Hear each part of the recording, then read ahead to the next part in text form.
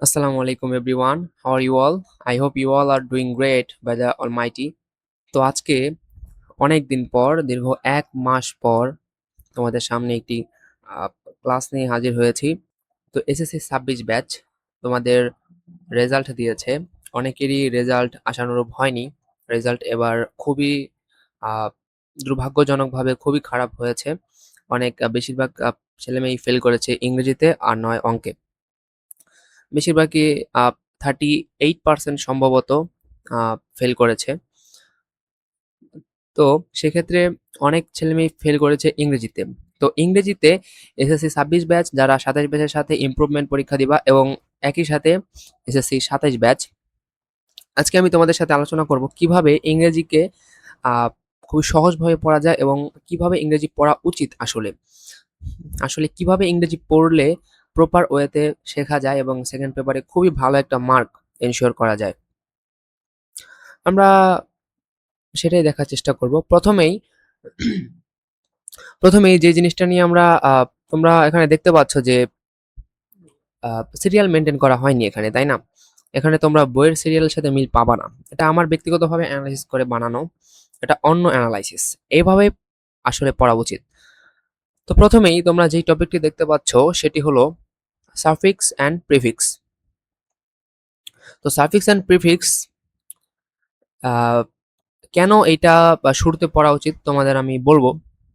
প্রথমেই তোমরা হয়তোবা ইংরেজির যেই টপিকটা দিয়ে ইংরেজির বেসিক গ্রামার শুরু হয়, পার্টস অফ স্পিচ, সেই পার্টস অফ স্পিচের মধ্যে কি কি আছে বলো তো? Noun, pronoun, adjective, verb, adverb, preposition, conjunction and interjection. তো এই 8টার মধ্যে 4টাই কিন্তু তোমরা এখানে দেখতে পাচ্ছ। Is it noun, adjective, verb and adverb, right? তো এই 4টা সাফিক্স প্রিফিক্স পড়তে হলে এই 4টা থেকেই কোশ্চেন হয়। হয় নাউন থেকে, না হলে অ্যাডজেক্টিভ থেকে, হয় নাউন, না হয় অ্যাডজেক্টিভ, না হয় ভার্ব, না হয় অ্যাডভার্ব। এই 4টা থেকে কি হয়? কোশ্চেন হয়ে থাকে।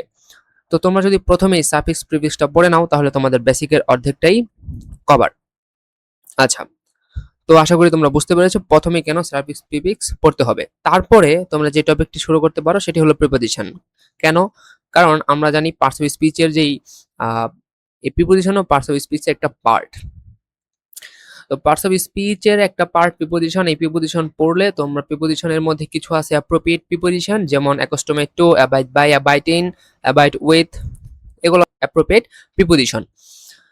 তো তারপর তোমরা অ্যাপ্রোপ্রিয়েট প্রিপোজিশন তো পড়বেই, এগুলো মুখস্থের জিনিস। এবং বাকি যেই প্রিপোজিশন গুলো আছে, যেমন for, from, among, between, without, before, after, এগুলো কি? এগুলো প্রিপোজিশন।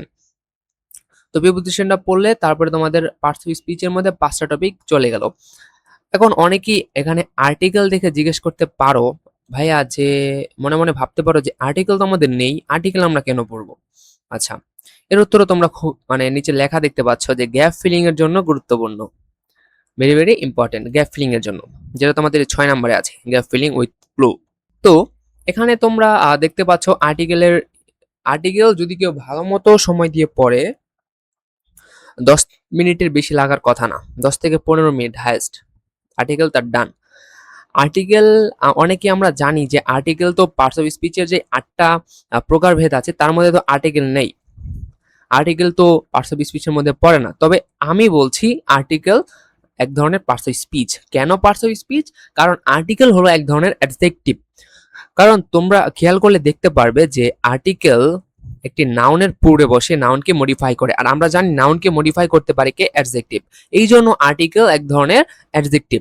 মডার্ন ইংলিশে এই আর্টিকেলকে এক ধরনের অ্যাডজেক্টিভ হিসেবে পরিচয় করিয়ে দেওয়া হয়েছে, এবং একই সাথে ডিটারমিনার একটা টার্ম আছে গ্রামার টপিকে, সেই ডিটারমিনারকেও এক ধরনের অ্যাডজেক্টিভ বলা হয়ে থাকে। আচ্ছা, তারপরে 4 নম্বরে আমরা যে টপিকটি দেখতে পাচ্ছি সেটি হলো right form of verb, using the right form of verb. এই রাইট ফর্ম অফ ভার্ব এই 4 নম্বরে কেন পড়া উচিত? কারণ তুমি এই যে না প্রথমে সাফিক্স প্রিফিক্সে নাউন পড়ে আসছো, ভার্ব পড়ে আসছো, মূল কথা ভার্ব যেহেতু তুমি পড়ে আসছো সেহেতু তোমার জন্য রাইট ফর্ম অফ ভার্ব পড়া খুবই সহজ। এবং আমি এনশিওর করছি তোমার এই যে 4টা topic, noun, adjective, verb and adverb, এই 4টা টপিক এবং প্রিপোজিশন আর্টিকেল আমি যেই সিরিয়ালে রেখেছি তোমাদের অবশ্যই বেসিক টু অ্যাডভান্স পড়তে হবে। কোনো রকম ভাবে পড়লাম তাহলে হবে না।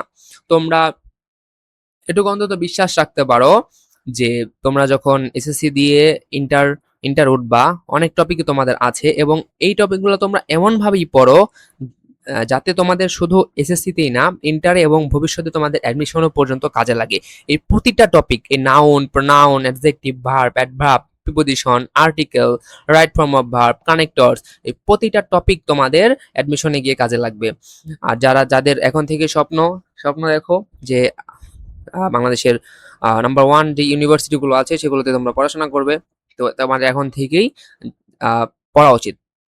পাবলিক ইউনিভার্সিটিতে যেহেতু কম্পিটিশন খুবই বেশি, তোমরা যদি আগে থেকে নিজের প্রিপারেশন গুছিয়ে রাখতে পারো তোমাদের সিটটাই নিশ্চিত হবে। তো তারপরে আমরা যেটা দেখতে পাচ্ছি 5 নম্বরে কানেক্টরস। তো কেন 5 নম্বরে কানেক্টর পড়া উচিত?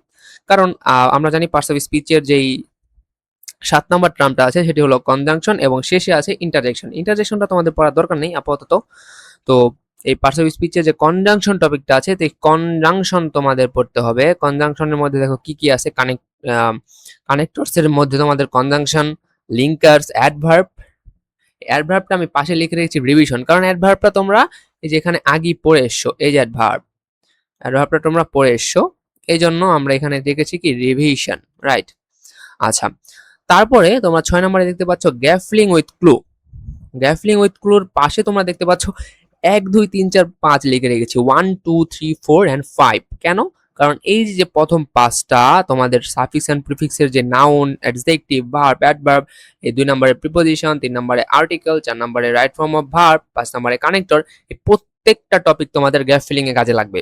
এই জন্য আমি এরকম ভাবে সাজিয়েছি। তোমরা যদি সিরিয়াল মেনটেন করে পড়তে থাকো দেখবে তোমাদের ইংরেজি সেকেন্ড পেপারের প্রতি, গ্রামারের প্রতি কতটুকু ভালোবাসা তৈরি হয়। কোনো বিরক্ত কাজ করবে না গ্রামারের প্রতি, এটুকু বিশ্বাস তোমরা আমার প্রতি রাখতে পারো। তারপর 7 নম্বরে যে টপিকটি দেখতে পাচ্ছ সেটি হলো চেঞ্জিং সেন্টেন্স।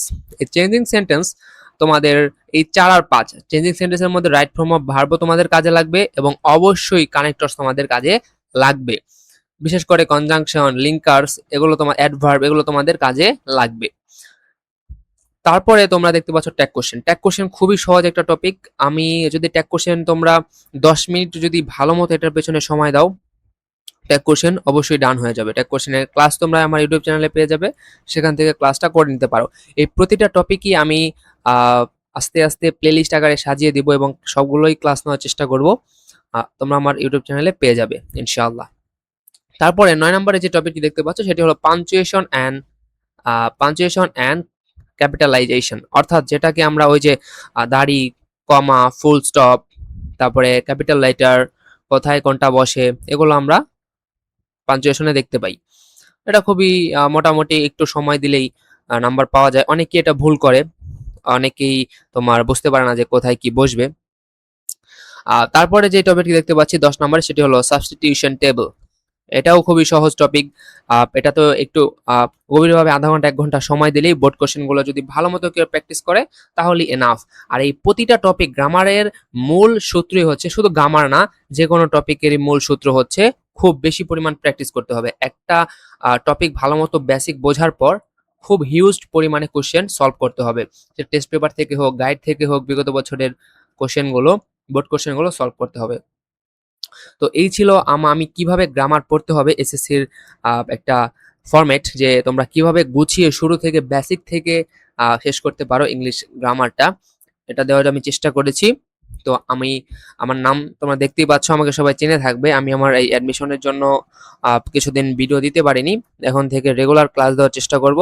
আমি শ্রাবণ আহমেদ জয়, বর্তমানে পড়াশোনা করছি Dhaka central university Dhaka college ক্যাম্পাসে।